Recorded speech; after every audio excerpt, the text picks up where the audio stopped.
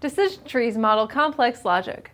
We use decision trees when we find ourselves in a process flow or use case, writing a lot of decision diamonds or if statements in a row. In those scenarios, we want to create a decision tree to model that part of the process. They are a much more detailed view of the decision process. Putting our decision processes into trees like this help us to recognize if we are missing any branches in our logic. In a decision tree, there are two basic shapes, a diamond for each decision point and a box for each outcome. And the arrows show the flow of the decision logic, labeled with the answer to the decision that is modeled in each case. You can create these trees top to bottom or left to right. Within your decision trees, each decision or outcome may lead to functional requirements.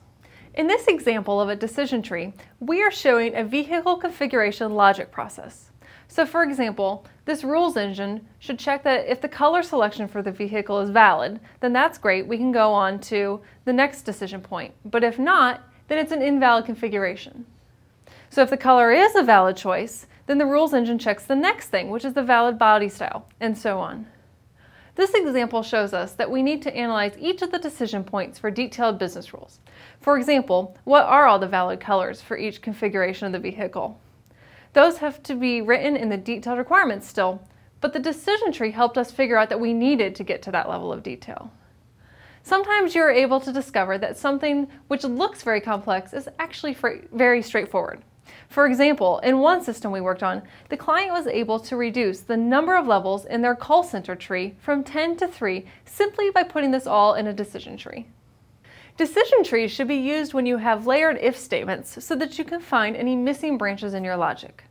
They are used to supplement use cases and process flows when those models uncover complex decision logic.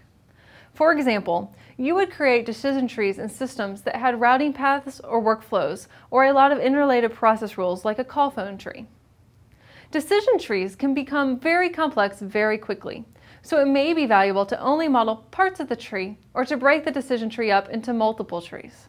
If you're trying to represent a sequential process, then don't use a decision tree, use a process flow. Decision trees are really just not meant to represent flow or order, just logic.